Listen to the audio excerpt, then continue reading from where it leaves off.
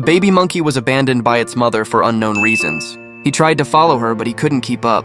The little monkey couldn't believe that his mother had left him behind.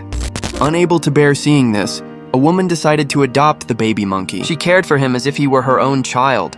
She bathing him, dressing him, giving him a comfortable place to live, and even feeding him cookies, fruit, and other treats. She even gave him a Halloween costume that looked so cute. Now the baby monkey finally feels a mother's love just like a child would.